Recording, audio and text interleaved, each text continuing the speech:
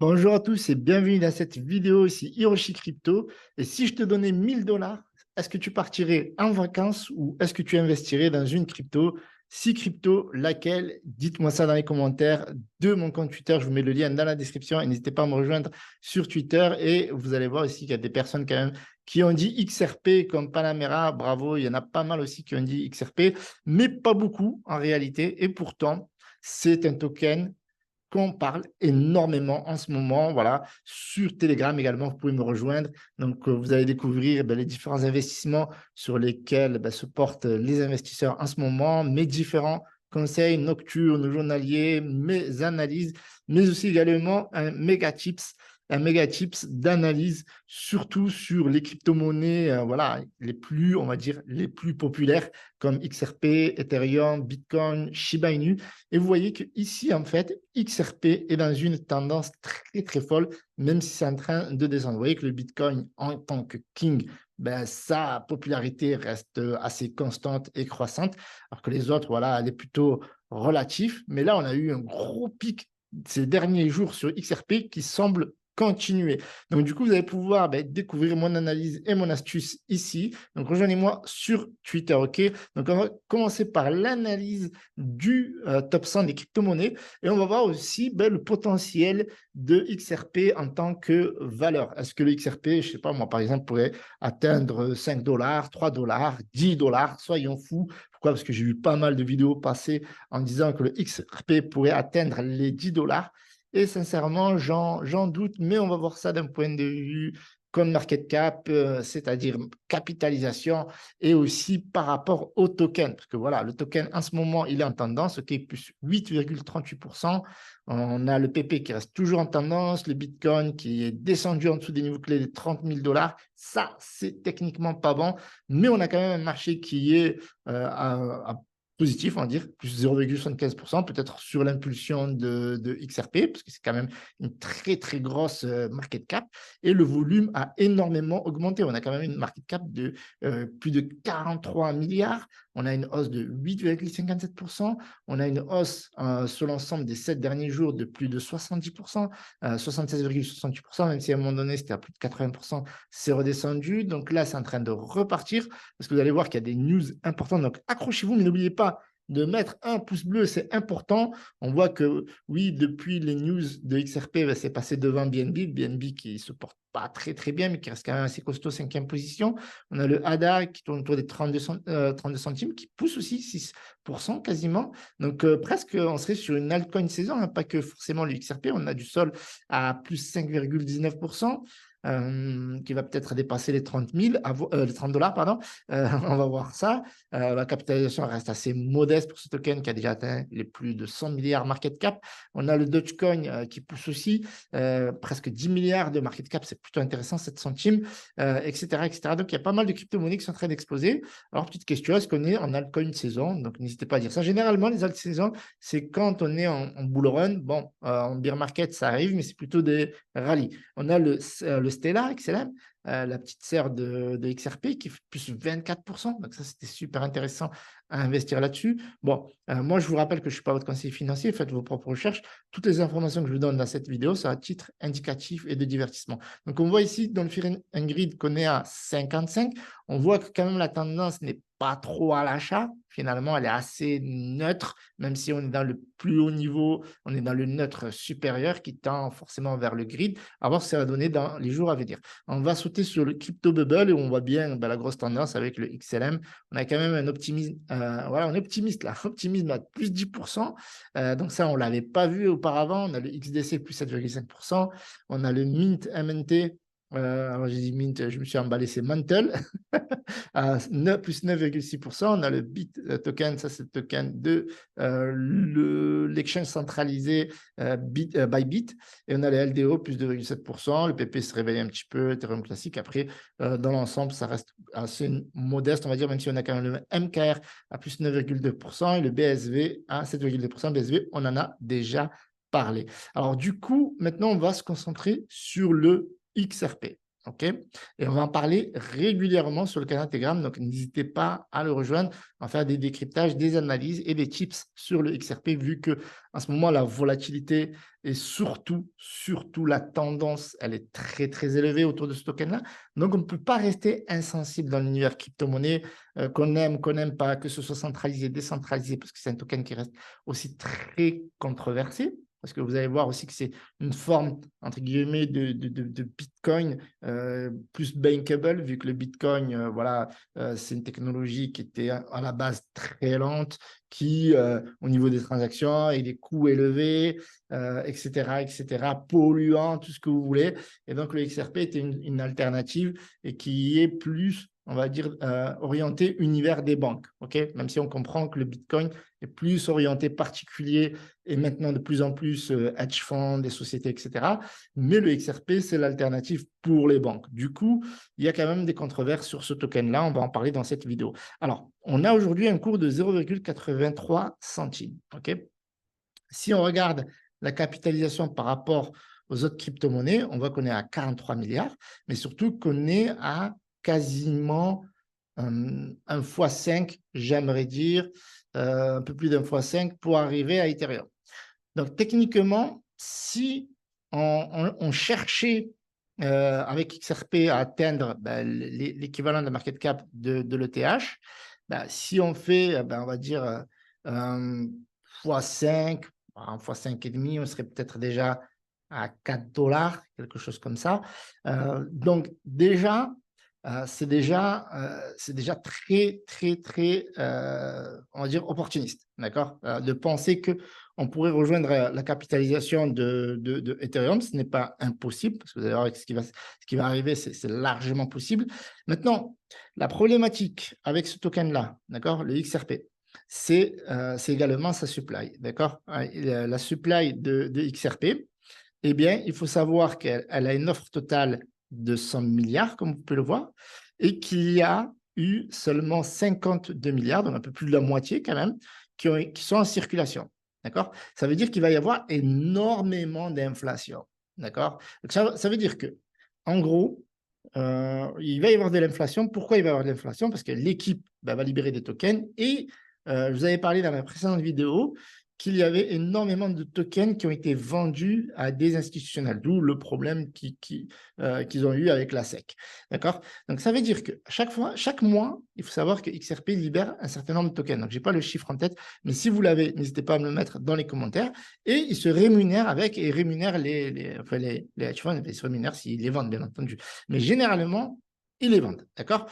Et d'ailleurs, on peut regarder le niveau. Alors, on va se mettre sur un an, comme ça.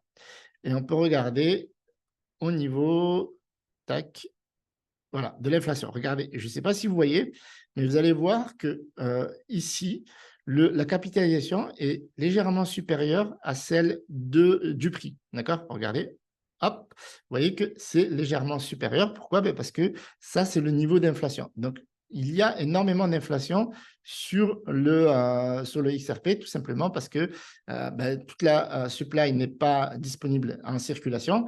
Et donc, il y a des libérations de tokens pour tout simplement l'entreprise. Parce qu'il faut savoir que Ripple, c'est une société régulée aux États-Unis et donc forcément, c'est un projet qui est centralisé.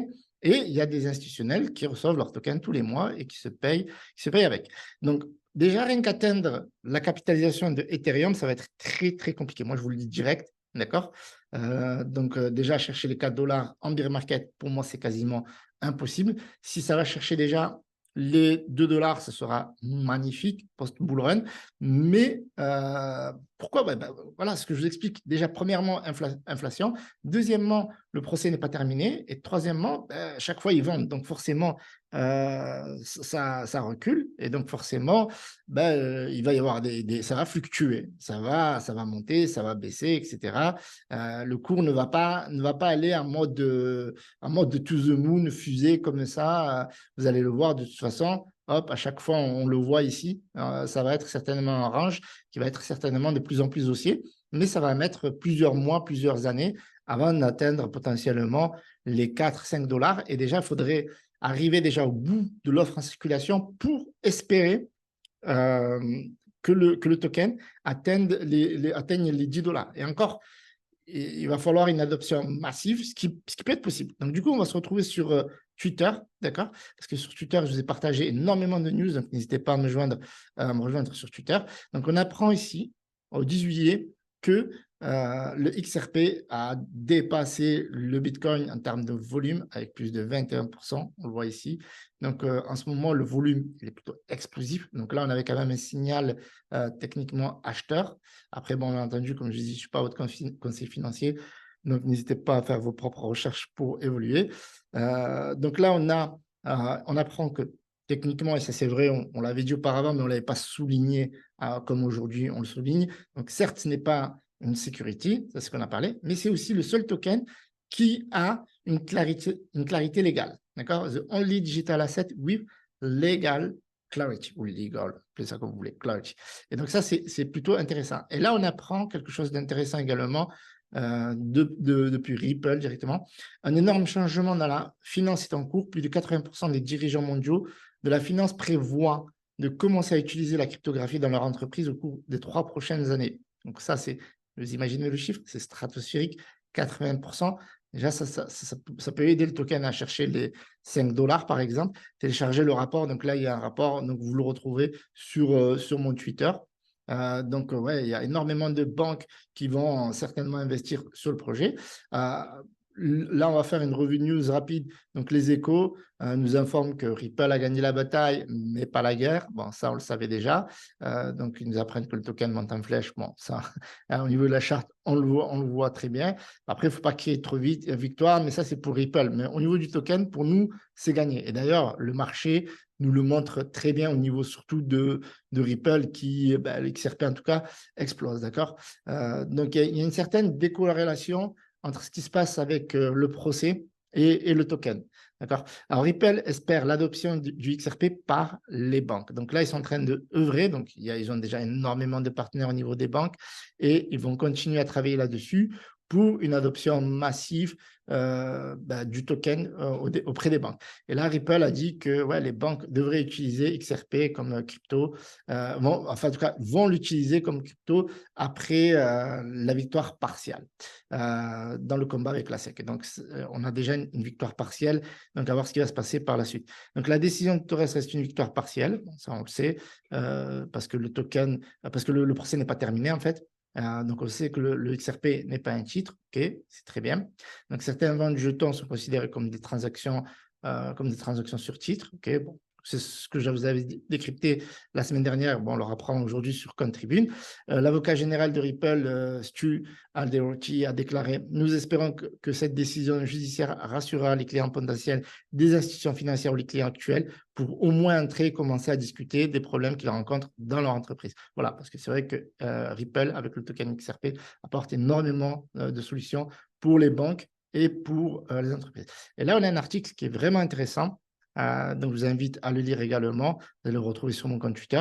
XRP, donc la blockchain, donc fait toujours face à des mises en garde de centralisation. Parce que voilà, ça, c'est la problématique, on va dire, d'un point de vue, j'aimerais dire, utilisateur. Alors, si vous êtes plus centralisé, décentralisé, etc. Parce que voilà, Ripple, il faut savoir que c'est une société qui est centralisée. Donc, qui est régulé également. Et au niveau de leur blockchain, il y a très peu de validateurs. Donc ça crée une très grande controverse sur les vrais aficionados de la blockchain. Donc, Ripple a remporté une victoire partielle contre la SEC la semaine dernière dans un jugement sommaire qui a été célébré par toute l'industrie crypto. Okay, pourquoi ça va être controversé? Très simple. Là, on va aller directement au but. Cependant, c'est la critique persistante historiquement adressée à XRP Ledger, le projet au cœur de l'affaire par les puristes de la blockchain, qu'il est trop centralisé dans sa conception technologique. Un descendant de Bitcoin, mais construit autour des concepts qui datent du début des années 2000, XRP Ledger, donc XRPL, repose sur un compromis clé permettant à son mécanisme central de traitement des transactions d'être contrôlé par une poignée, c'est ça qui pose le problème, une poignée beaucoup plus petite de validateurs ou clés opérateurs que ceux trouvés sur de nombreuses chaîne de blocs rivale. Donc, Ripple a essentiellement dit « Hey, un Bitcoin adoptable par les institutions ». Ils ont donc créé leur propre version d'une monnaie décentralisée qui était plutôt rapide, plus cohérente et moins chère, selon un ancien employé de Ripple Labs qui a demandé à ne pas être identifié. Il pouvait parler plus librement sans déranger ses anciens collègues, mais cela s'est accompagné d'un compromis d'une plus grande centralisation par rapport à Bitcoin. Les avantages se présentent sous la forme de sécurité, de vitesse et de débit, mais l'inconvénient est que les réseaux plus centralisés sont plus sensibles à l'influence des principaux acteurs ou sujets à des points de défaillance uniques, etc. Donc, vous allez retrouver cet article sur mon compte Twitter, donc n'hésitez pas, il est vraiment intéressant à lire parce qu'en fait, Ripple n'est rien d'autre que le Bitcoin pour les banquiers, qui a un énorme potentiel. Ils sont sur la bonne direction d'un point de vue déjà par rapport au procès et par rapport au cadre juridique des crypto-monnaies, parce que comme je vous ai dit, déjà, c'est la seule crypto-monnaie qui a un cadre légal et qui n'est pas une security. Donc, son potentiel pourrait être énorme et pourrait exploser, chercher peut-être dans un futur très, très, très, très, très lointain, étant donné que, comme je vous ai dit, eh bien, il y a 52 milliards de tokens en circulation. Tous les mois, il y a de l'inflation sur ce token-là et il manque encore la moitié de la supply. Donc, techniquement, on est très, très loin des 10 $. Par contre, on pourrait aller chercher les 2 $ prochainement. Et ça, en bear market, et peut-être en bull run, dépasser peut-être les 5 $, vu que dans le précédent bull run, on avait dépassé les 3 $. Bien entendu, ceci ne sont que mon avis, mon opinion. Faites vos propres recherches. N'hésitez pas voilà, à me rejoindre sur le canal Telegram, Twitter, etc. pour mes différentes analyses. Si vous avez aimé, mettez un gros pouce bleu.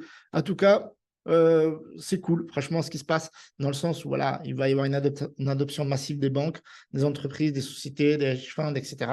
Et donc, c'était tout ce qu'on attendait. Ceci étant dit, comme certains ont prétendu que Ripple a gagné son procès, partiellement son procès, avec XRP qui est plutôt bullish, a relancé le bull run, ceci étant complètement faux. Et d'ailleurs, on le voit, le Bitcoin redescendre en dessous des 30 000, peut-être qu'il est un peu trop cher pour les institutionnels.